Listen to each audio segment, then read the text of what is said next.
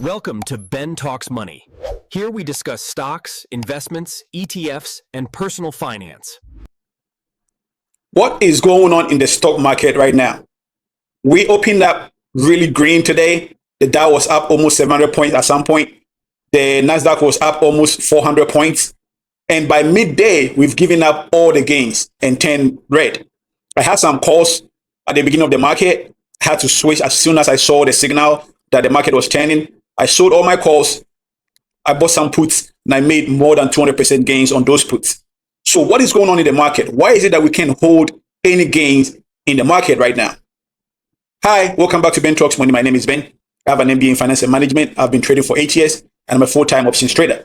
So in this video, we will discuss the general outlook of the market, what to look for in order to start buying the dip.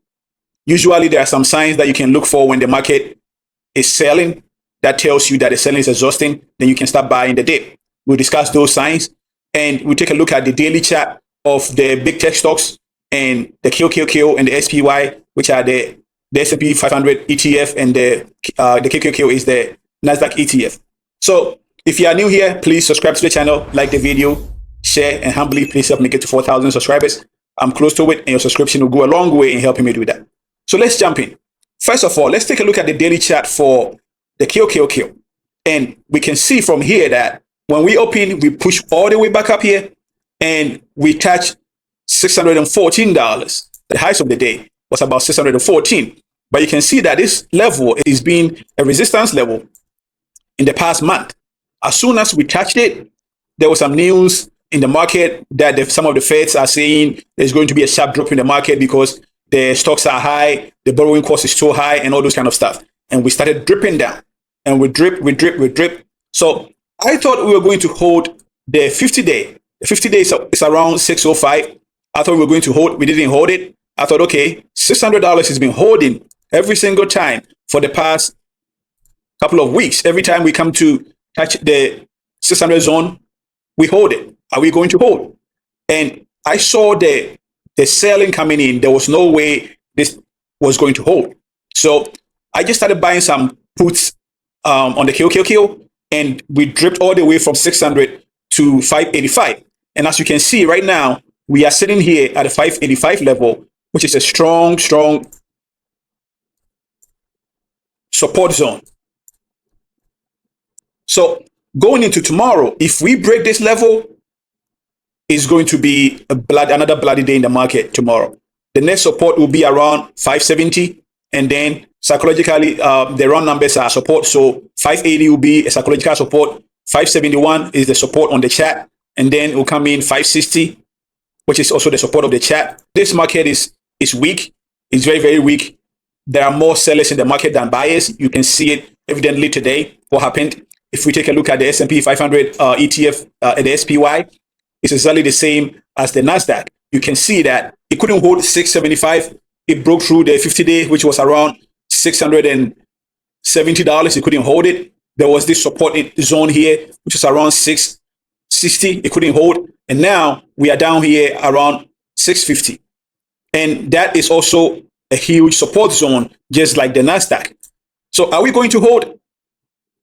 It's very unlikely. There's a lot more down for this market to go. If you look at the chart, there's a lot more down for this market to go. And you can see that right here will be the next one, 645. The market is only strong when there are more buyers than sellers. And right now, people are willing to sell more than to buy. There's a lot of institutions keeping cash on their balance sheet right now. Warren Buffett and his company, they are keeping the highest amount of cash they've ever kept in the history of the company. It tells you that they don't see value in the market right now. If he sees value in the market, he'll buy. He just bought about 5 billion shares in Google last week. But if he's not buying anything else, it tells you he hasn't seen any value yet. And you can't catch a falling knife. You have to let it fall. Nvidia came up with a strong earning. We all thought this is great. It's going to boost the AI trade, but it still couldn't hold. We came all the way up to 197 and we gave everything up. But interestingly, Nvidia held the 180 level to the T. It's been holding this level for a long time. See right here, see here, That is a strong zone for Nvidia, the 180. It's a strong zone for Nvidia. If it breaks that level, it's going to take the market down with it. It is going to take the market down with it. If we look at one of our favorites, SoFi, I almost bought calls on SoFi right here. When it broke over $28, I was like, okay, let's see if this can hold. Let's give it to the afternoon and see if it will pull back and we get some buyers coming back in to buy the pullback. It wasn't a pullback. It was just a collapse. So I just held out and I'm like, let's just wait and see where this thing is going. Because you can see that it came all the way and it's also holding the $25 support. It looks like almost all the stocks are right now sitting at a strong support zone.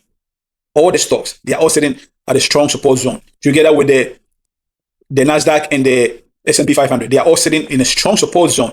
Some of the stocks are gone, and even look at Palantir. Palantir is also sitting at this 155 zone, which is a strong zone here.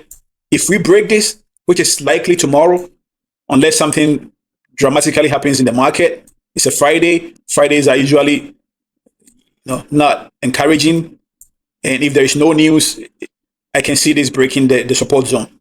So what do we have to look for? What do we look for in the market? When can we buy the dip? One of my strongest strategy that I use is buying the dip. I buy the calls. I'll give myself at least 6 months and then let it work, because I like to buy the dip on companies that have strong fundamentals. So this an overall market downfall. What you have to wait is monitor the price action. Right now, when we have good news, the market doesn't hold. We had a great news from Nvidia. The September job market beat expectation. So we had every reason to hold the gains that we had today, but the market didn't hold. It tells you that the market is extremely weak. It will get to a point where when there's a bad news, the market doesn't fall that much. That is the best signal to use to start building a long position. When there's a bad news, the market doesn't fall that much. Even on a regular day, the market is just choppy. It's not, even if it's going down, it doesn't go 2.5% like that. Because right now, every down day touches 2%, and then we bounce back a little bit. But every down day goes to 2%. So it will get to a point in time where the down days are not that bad. Maybe we drop 0.5% in the market, especially in the Nasdaq. I'm only interested in the Nasdaq because the tech stocks are the stocks that drop the most during the market drop, and they pop up the first. They are the first to pop up when the market is about to reverse. So I'm only interested in the Nasdaq, especially the QQQ. When you see those kind of signs that any bad news doesn't drop the market that much, but as soon as there's a little bit of a good news, the market will pop much higher. That is when I start building my position. But it has to be at a support level. So the support level that I'm watching right now is the 571. If we can hold the 571 on the QQQ, or the 550 on the QQQ. 550 will be a strong level on the QQQ. If we come all the way to 540, I'll also watch it there. So the plan is to start buying when we get to 571. If we get to 571, I'll start buying some calls that expires at least June next year. And if we get to 550, I'll add a little bit more. But the 571 is going to be a starter position. I'll add more at 550 and then a little bit more at 540, and just wait to see what the market does. And when we start moving up, then I will be willing to add to the position. So that's the strategy. Let me know your strategy in the comment section. What are you planning to do in this market? What do you think is going on? When are you buying the dip, if you are interested in buying the dip? And which stock are you watching right now? Let me know in the comment section below. And if this video was helpful to you, like the video, share, subscribe to the channel, tell a friend to tell a friend, and until next time, let's keep talking money.